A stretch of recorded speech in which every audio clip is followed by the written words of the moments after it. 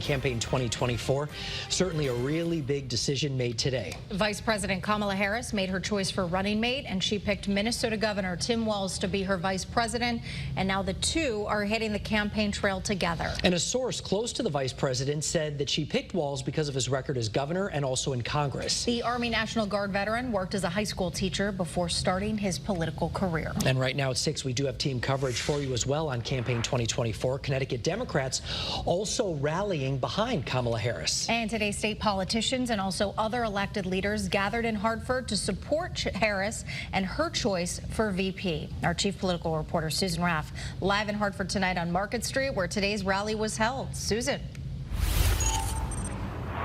Erin, today's rally was really organized for Kamala Harris. It's appropriate. It's right in front of a portrait of her here that was painted on a wall here on Market Street.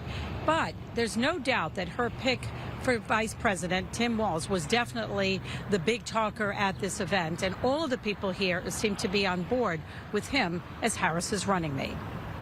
He is a person of consummate authenticity. A rally for Kamala Harris for president quickly turned into a push to support the Harris-Walz ticket. Walz is the governor of Minnesota, a former congressman, Army veteran, and teacher. The state of Minnesota is 5th in the country in terms of business climate.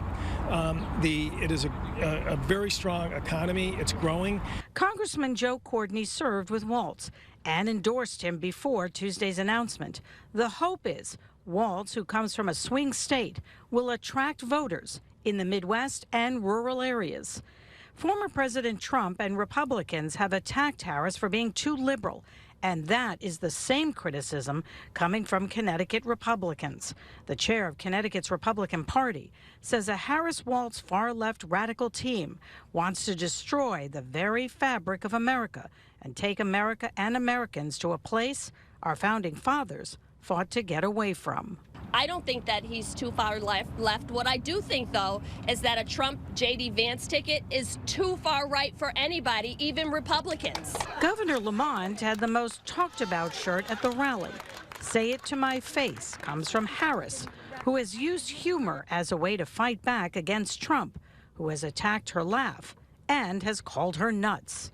Lamont recently played golf with Governor Walz in Florida. Showed up at the first tee. A little more Rodney Dangerfield than Tiger Woods. Hit the ball long, a little left to center. And it was the most fun 18 holes of golf I've ever had. So now Harris and Walz hit the campaign trail together, and today's announcement could not come sooner. Next week is the Democratic National Convention, and many here today feel that this will not only bring more energy to the party, but it could bring Democrats together. We are live tonight in Hartford. Susan Raff, Channel 3 Eyewitness News. Now, Donald Trump's campaign is reacting to the news. In a statement, his press secretary said, "It's no surprise that San Francisco liberal Kamala Harris wants West Coast wannabe Tim Walz as her running mate. Walz has spent his governorship trying to reshape Minnesota in the image of the Golden State." The statement goes on to say, from proposing his own carbon-free agenda to suggesting stricter emission standards for gas-powered cars and embracing policies to allow convicted felons to vote, Walz is obsessed with California's dangerously liberal agenda.